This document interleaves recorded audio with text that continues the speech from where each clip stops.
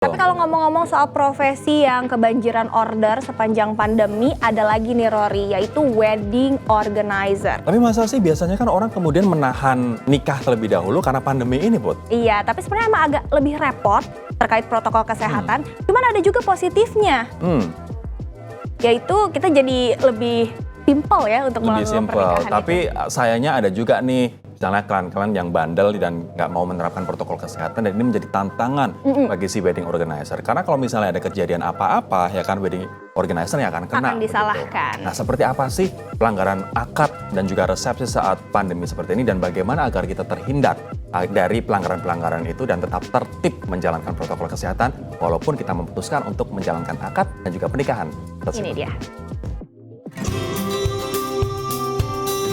Inliners, kalau ditimbang-timbang, menikah di era new normal tuh terbilang efisien loh. Karena lebih praktis dan tidak perlu mengundang terlalu banyak orang. Jadi banyak budget yang bisa dipangkas, betul nggak? Aduh, tapi sayangnya nih ya, belakangan banyak yang mulai mengundang banyak orang lagi saat pesta pernikahan. Padahal aturannya jelas melarang loh.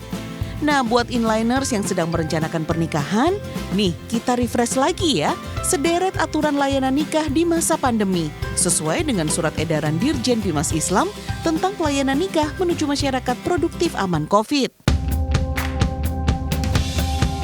Pertama, daftarkan pernikahan di simkah.kemenak.go.id. Bisa via telepon, email, atau datang langsung ke KUA. Tapi semuanya harus sesuai dengan protokol kesehatan ya. Jangan lupa bawa semua dokumen yang dibutuhkan, seperti surat pengantar dari kelurahan, fotokopi KK, dan fotokopi KTP calon pengantin, serta pas foto berlatar biru. Setelah berkasnya diperiksa, jangan lupa ikuti juga bimbingan perkawinan atau BIMWIN ya, biar siap kita lahir batin. Nah, akad nikahnya bisa dilakukan di kantor KUA di hari dan jam kerja, tanpa biaya alias gratis. Atau di luar kantor KUA dan di luar jam kerja dengan tarif Rp600.000 saja dibayarkan ke bank dengan kode pembayaran dari KUA. Nah, ini nih yang biasanya banyak pelanggaran. Saat prosesi akad nikah dilakukan di rumah atau kantor KUA, maksimal hanya boleh dihadiri 10 orang saja, nggak boleh lebih. Nah, kalau akadnya di masjid atau gedung pertemuan, jumlah hadirin tidak boleh lebih dari 20% kapasitas ruangan dan tidak boleh lebih dari 30 orang. Begitu juga saat resepsi ya, aturannya juga sama. Tujuannya agar tidak ada kerumunan yang memicu penularan COVID-19. Kepala KUA juga wajib berkoordinasi dengan aparat keamanan agar pelaksanaan akad nikah di luar kantor KUA tetap berjalan sesuai prokes. Kalau terbukti ada pelanggaran, penghulu boleh loh menolak memberikan layanan nikah. Nah kan, bisa batalkan pernikahannya kalau pada bandel. Makanya lebih baik kita taati aturannya inliners, biar aman semuanya. Jadi prosesi pernikahan yang suci tidak malah berakhir dengan duka. Setuju nggak? Nah ayo, jangan pada melanggar lagi ya.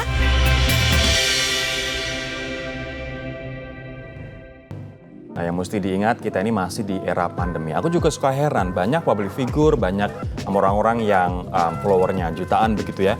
Mereka menunjukkan bahwa mereka habis tes antigen, setelah itu hasilnya negatif, terus mereka kumpul-kumpul rame-rame lagi gitu. Padahal Put, aku pengen cerita, di bulan Januari lalu ketika aku positif COVID-19, aku pagi-pagi tes PCR. Tapi sambil menunggu hasilnya keluar, besok paginya aku iseng tes antigen. Ternyata tes antigenku negatif, padahal badanku udah nggak enak banget. Nah, begitu tes antigen negatif, aku mempertanyakan, nah gimana sih ini akurat atau enggak gitu. Besok paginya ternyata hasil PCR-ku positif. Nah, ini artinya tes antigen nggak menjamin secara akurat apakah kita positif atau negatif. Itu yang pertama. Yang kedua, dengan kita bisa tes antigen, terus kita habis itu hore-hore kumpul-kumpul, apakah bijak untuk followers kita?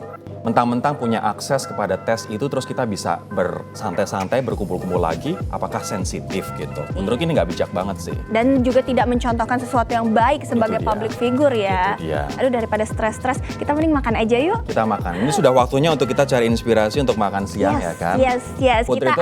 Putri itu nggak akan bisa bahagia kalau di Inline nggak ada segmen makan. Harus dong. Nah, kali ini kita akan safari keju, Rory. Wow. Ke berbagai negara. Tapi tahan dulu ya, tetap di Inline.